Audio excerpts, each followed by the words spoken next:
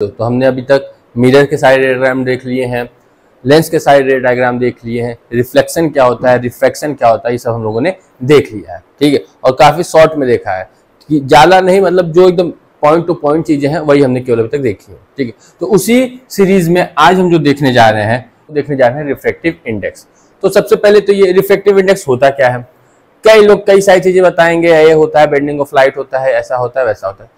कुछ नहीं, सिंपल सा चीज एक याद रखो, ये है कि रिफ्रैक्टिव इंडेक्स मुझे बताता है अगर कोई लाइट रे एक मीडियम से दूसरे मीडियम में जा रही है तो कितने टाइम्स क्या हो जाएगी, स्लो हो जाएगी। ठीक है, in comparison with speed of light रे इन एयर के रेस्पेक्ट में उसमें जब लाइट रे गई तो कितनी टाइम्स कम हो जाएगी, यही रिफ्रैक्टिव इंडेक्स होता है। ठीक है, तो रिफ्रैक्टिव इंडेक्स में एक और आता है आपका चीज, वो क्या है, वो है स्नेल्स लॉ। स्नेल्स लॉ क्या कहता है, स्नेल्स लॉ कहता है कि अगर मेरे पास दो मीडियम है, चाहे मैं इसको एयर मान लेता हूं, इसको ग्लास मान लेता हूं। ठीक है, तो कोई लाइट रे इस पे आएगी टकराएगी, वो इस पे जाएगी, कोई आएगी टकराएगी, वो इस पे आएगी। किसी एक एंगल पे ये सब क्या हो रही है, टकरा रही है, कोई एक कॉमन एंगल नहीं है, एंगल हमारा क्या हो रहा है, बदल रहा है।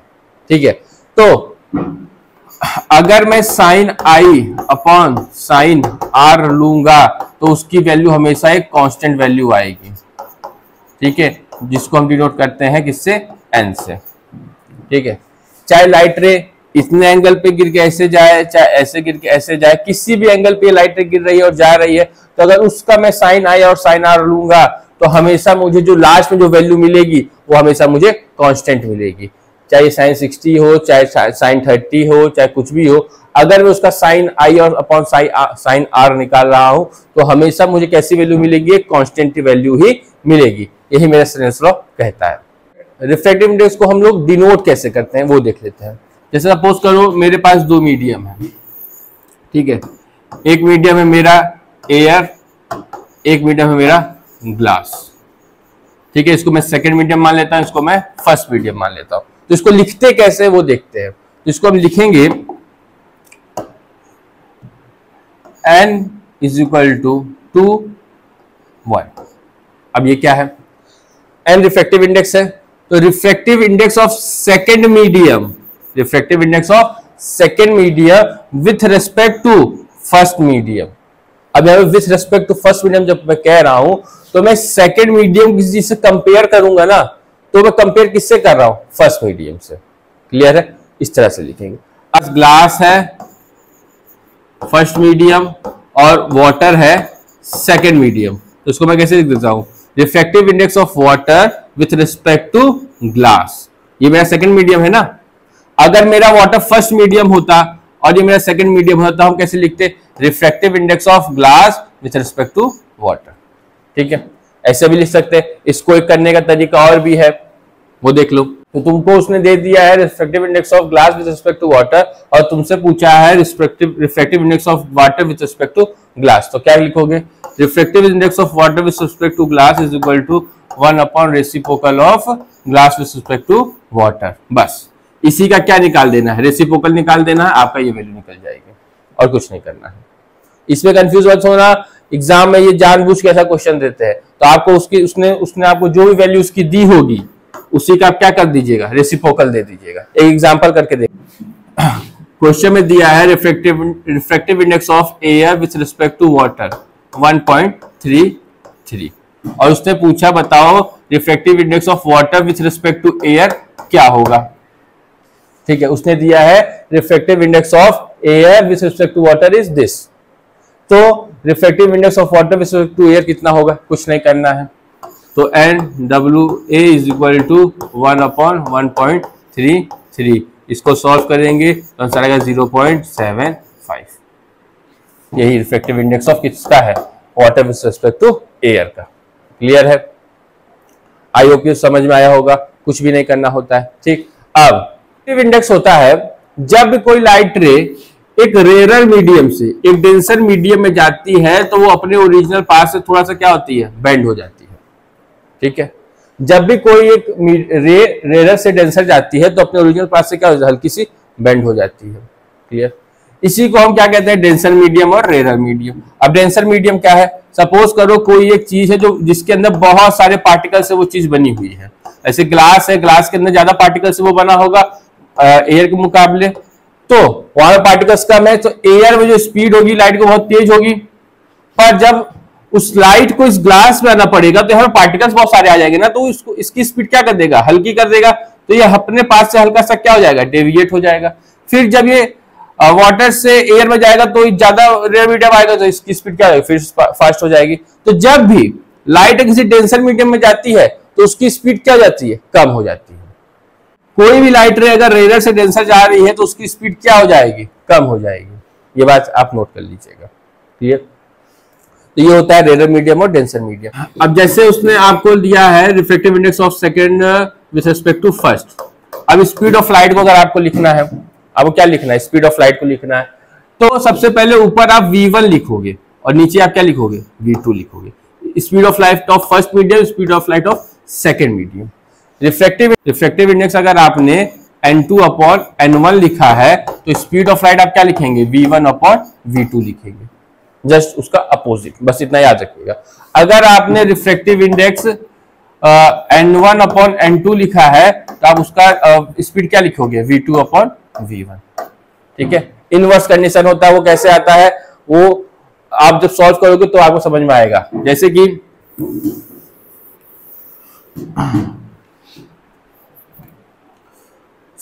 सपोज करो आपको दो मीडियम का रिफ्लेक्टिव इंडेक्स दिया गया है, c अपॉन v1 और अपॉन n2 क्या है, c अपॉन v2, क्लियर है। ये आपको दो चीजें दी गई हैं, ठीक है। अब आपको लिखना है reflective index of second with respect to first, ठीक है। तो ऊपर आप क्या लिखोगे, n1 लिखोगे और नीचे आप क्या लिखोगे, n2 लिखोगे, क्लियर। तो n1 की वैल्यू क्या है, c अपॉन v1 और इसकी वैल्यू क्या है, c अपॉन v2, क्लियर। कोई दिक्कत नहीं। तो c upon v1 is equal to v2 upon c1, sorry c, तो c से c कैंसिल आउट, ये क्या है आपका v2 अपॉन v1।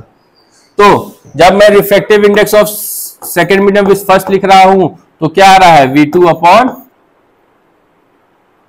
v1 आ रहा है, क्लियर है। अगर इसी को मैं लिखना चाहूंगा तो मैं इसको कैसे लिखूंगा, इसको मैं लिखूंगा n1 अपॉन n2 लिखूंगा ना, यही तो मैंने लिखा था n1 अपॉन n2। तो जब n1 अपॉन n2 की मैंने वैल्यू सॉल्व की तो क्या है, v2 अपॉन v1 आए, तो जस्ट वही है। कैसे ये चीज आई है वो मैंने आपको बताया है, ठीक है। सिंपली केवल बता नहीं दिया कि अगर v1 होगा v2 होगा तो n1 अपॉन n2 का लग जाए, नहीं, क्यों हुआ है वो भी मैं आपको बता दिया हूँ, ठीक है। जिसके रेस्पेक्ट में लिखते हैं उसको हमेशा कहाँ लिखते हैं, ऊपर लिखते हैं, ठीक है। तो हम reflective index of second medium with respect to first medium लिख रहे हैं, तो ऊपर किसका रिफ्लेक्टिव इंडेक्स लिखेंगे, फर्स्ट मीडियम का, नीचे किसका लिखेंगे, सेकंड मीडियम का। फिर n1 की वैल्यू पुट करेंगे, n2 की वैल्यू पुट करेंगे, c कट जाएगा तो v2 अपॉन v1 आएगा, तो n1 upon n2 is equal to v2 upon v1, clear. Absolute reflective index क्या होता है, जब भी हम कोई भी रिफ्लेक्टिव इंडेक्स किसी का इन कंपैरिजन टू एयर निकाल रहे हैं तो आपका वो क्या होता है, वो एब्सोल्यूट रिफ्लेक्टिव इंडेक्स होता है।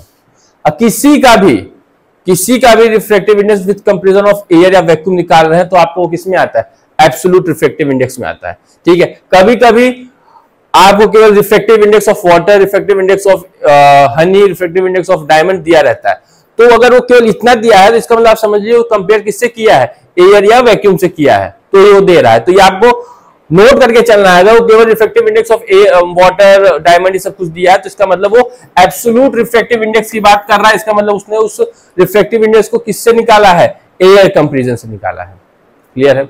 अब रिलेटिव इंडेक्स क्या होता है, जब भी हम किसी चीज का reflective index of water with respect to diamond या reflective index of glass reflective index of glass with respect to water निकाल रहे हैं तो ये आपका क्या है, रिलेटिव इंडेक्स, ये आपका क्या है, आपका रिलेटिव रिफ्लेक्टिव इंडेक्स है। ये आपका क्या होता है, ये आपका होता है रिलेटिव रिफ्लेक्टिव इंडेक्स, क्लियर है। ये आपका होता है रिलेटिव रिफ्लेक्टिव इंडेक्स जब हम किसी एक मीडियम का दूसरे मीडियम से निकालते हैं और दोनों में से कोई मीडियम आपका एयर नहीं होता है। एब्सोल्यूट रिफ्लेक्टिव इंडेक्स मतलब ये सत्य है, ठीक है, ये फिक्स है कि यही होगा। पर इन सब में थोड़ा सा चेंजेस आते रहते हैं, ठीक है। इसलिए इसको हम लोग रिलेटिव रिफ्रैक्टिव इंडेक्स कहते हैं, रिलेट करके। एब्सोल्यूट मतलब हमने उसको एक, कोई मेरे पास एक मानक है, मैंने उससे उसका क्या कर लिया, कंपैरिजन कर लिया, और इसमें हमने मानक किसको माना, एयर को माना है, तो उससे हम क्या कर दिए, कंपैरिजन कर दिए है। क्लियर है, एब्सोल्यूट रिफ्रैक्टिव इंडेक्स और रिलेटिव रिफ्रैक्टिव इंडेक्स। तो नेक्स्ट क्वेश्चन है मेरे पास दिया गया है रिफ्रैक्टिव इंडेक्स ऑफ वाटर। केवल रिफ्रैक्टिव इंडेक्स ऑफ वाटर का है, तो अगर रिफ्रैक्टिव इंडेक्स ऑफ वाटर का है तो इसका मतलब refractive index of water with respect to air है। यहाँ पर रिफ्रैक्टिव इंडेक्स ऑफ ग्लास का है, तो केवल ग्लास का है, तो refractive index of glass with respect to air है, ठीक है। मुझे लाइट की स्पीड ग्लास के अंदर दी गई है 2 × 10⁸। मुझे एयर की स्पीड निकालनी है और वाटर की स्पीड निकालनी है, तो पहला मैं किसका निकालता हूँ, एयर का निकालता हूँ, ठीक है। तो मुझे किसकी दी गई है, ग्लास की दी गई है ना, तो वही रखते हैं refractive index of glass C/Vg। तो C refractive index of glass कितना है, 3 × 3/2 C निकालना, और Vg मेरे पास कितना है, 2 × 10⁸। क्लियर है, 2 × 10⁸/2 = C। तो 2 से 2 कैंसिल हो जाएगा, तो C की वैल्यू क्या आ जाएगी, 3 × 10⁸।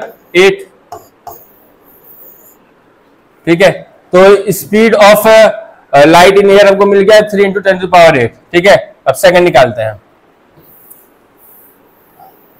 सेकंड क्या निकालना है, वाटर में निकालना है ना, तो refractive index of water upon C upon, हमको क्या निकालना है, स्पीड ऑफ वाटर में, तो VW निकालना है मुझे।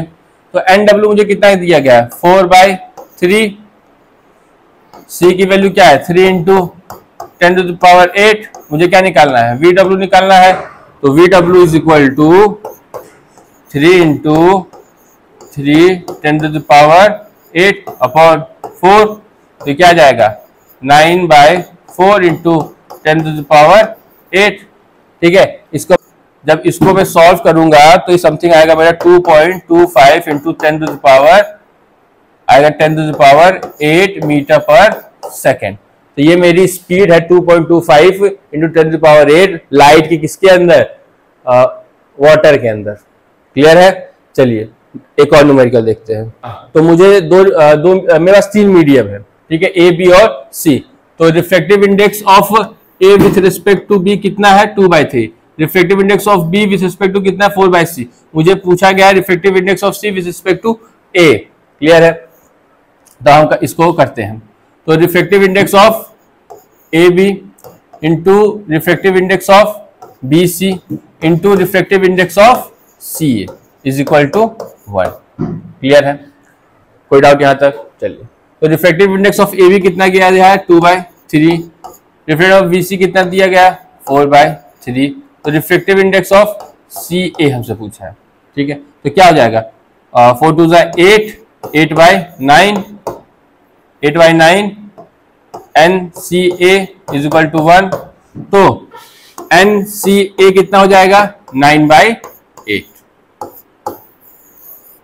ठीक है, कोई डाउट, कोई डाउट नहीं है। सीधा मैंने इसका मल्टीप्लिकेशन किया, इसको उधर ले गया, तो मेरा आंसर आ गया रिफ्रैक्टिव इंडेक्स 9/8। कभी कभी कंफ्यूज करने के लिए ऐसा पूछता है। क्लियर है, कोई दिक्कत नहीं। अब सपोज कर लो तुमसे रिफ्रैक्टिव इंडेक्स ऑफ A/B दिया था, अगर तुमसे B/A पूछ लेता तो क्या करते, कुछ नहीं, तो रिफ्रैक्टिव इंडेक्स ऑफ B/A क्या हो जाता, 1/2/3। तो क्या हो जाता, 3/2। तो refractive index of B with respect to A 3/2, कुछ करना ही नहीं था। रिफ्रैक्टिव इंडेक्स ऑफ B/C दिया है, रिफ्रैक्टिव इंडेक्स ऑफ B दिया है विद रिस्पेक्ट टू C। अगर तुमसे C का पूछ लेता विद रिस्पेक्ट टू B, कुछ नहीं करना था, NCB कर देना था, 1/NBC। तो NBC कितना है, 4/3। तो 1/4/3, तो कितना हो जाएगा, 3/4। सिंपल, उसका रेसिप्रोकल कर देना, उसका उल्टा वाला आंसर आ जाएगा।